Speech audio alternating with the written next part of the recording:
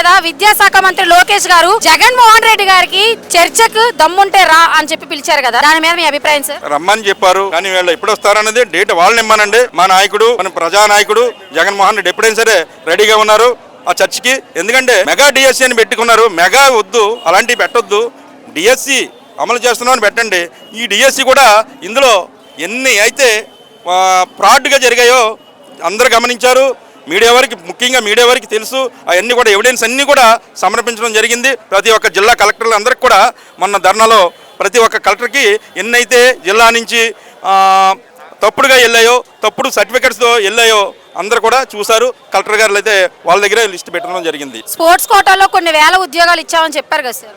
ఆ స్పోర్ట్స్ కోటాలో ఇచ్చారు. ఆ స్పోర్ట్స్ కోట ఏదంటే చెప్పారు మా నాయకుడు, అది కూడా తెలుగుదేశం నాయకుడు ఒక ఆయన కూడా మాట్లాడారు. ఏదంటే పేకాట, అదే క్లబ్బు, తర్వాత ఆన్లైన్ పెజ్జి, ఆన్లైన్లో ఆడే పెజ్జి కూడా, అది కూడా స్పోర్ట్స్లో చేర్చారంటే మరి ఇంత దౌర్భాగ్యమైనటువంటి ఈ రాష్ట్రం లేకపోతే ఈ దేశంలో ఉన్నామా అనిపిస్తుంది. పథకాలే కాకుండా ప్రస్తుతం మహిళలపై ఎలా ఉన్నా సార్ ఇప్పుడున్న ప్రభుత్వ పరిపాలన? రోజుకొకటి, పూటకొకటి ఈ మహిళలపై జరుగుతున్నటువంటి అరాచకాలని మరి కల్లారా చూస్తున్నాం. ఇప్పుడు అందరూ ప్రతి ఒక్కరు చేతిలో సెల్ ఫోన్ ఉంది, ఎక్కడ ఏది జరిగినా చూస్తున్నారు. వాటి మీద కనీసం ఒక్క కన్ను కూడా దృష్టి పెట్టలేకపోతున్నారు ఈ కుటుంబ నాయకులు. కనీసం దాని మీద యాక్షన్ కూడా తీసుకోవడం జరగట్లేదు. మరి హోంశాఖ మంత్రి అనిత గారు ఏం చేస్తున్నారంట?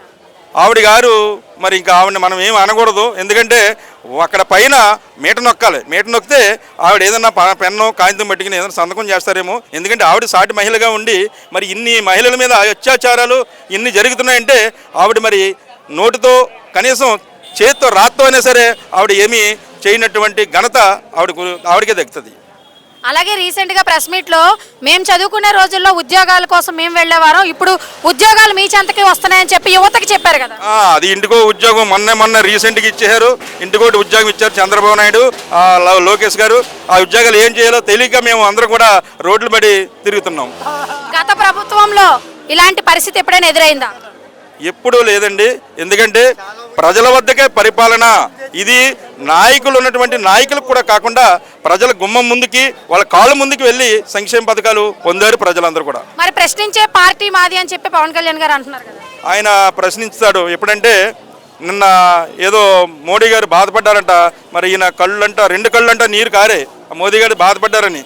అంతే తప్పించి ప్రజలు బాధపడుతున్నారా, లేదా పొగాకు రైతులు బాధపడుతున్నారా, లేకపోతే ఇంకో విద్యార్థులు బాధపడుతున్నారా, ఇలాంటివి ఏమీ లేదు. మరి మొన్న ఆక్వా రైతులు కూడా జగన్ గారు వస్తున్నారు ఇదే అని కూడా రైతులు పాపం వెళ్ళి మొరపెట్టుకుంటే అతని దగ్గరికి వెళ్తే ఆయన ఏం చేస్తారు అన్నారు. మరి ఆయన ఏం చేస్తారో తెలియదు, మీకు తెలుసు కుటుంబ నాయకులకి. కానీ జగన్ గారు రేపు వస్తున్నారనగా గవర్నమెంట్ 10% ఆక్వా రైతులకి 10% డిఏ పెంచింది వాళ్ళకి. అంటే జగన్ గారు అంటే భయం ఏది కదా గవర్నమెంట్కి, అదనమ్మా. మరి నెక్స్ట్ పిఠాపురంలో పవన్ కళ్యాణ్ గారు మళ్ళీ వస్తారంటారా? ఎందుకంటే మాది తూర్పుగోదావరి జిల్లా, పిఠాపురం బాగా మాకు తెలిసినటువంటి జిల్లా. మా చుట్టాల బంధువులు అన్నీ ఉన్నారు. మరి పిఠాపురం మళ్ళీ వస్తారు అక్కడికి. అంటే నెగ్గుతాడు అనేది మీరు అడగలేదు. పిఠాపురం అయితే వస్తాడు, మళ్ళీ దండం పెట్టుకుంటా వస్తాడు. అంతేగాని నెగ్గుతాడు అనేది మాత్రం అది ఎప్పుడు కూడా రాసుకోకుండా రాయకుండా కూడా. జగన్మోహన్ రెడ్డి గారు వస్తారంటారా సీఎం కింద? అమ్మ అది ఇంకా అది మనం చెప్పడం పని లేదు. ఈజీగా అది సింగిల్ సింహం. ఎందుకంటే చెప్తున్నారు, ప్రజలు తెలుసు, ప్రజలందరూ ఓటేశారు.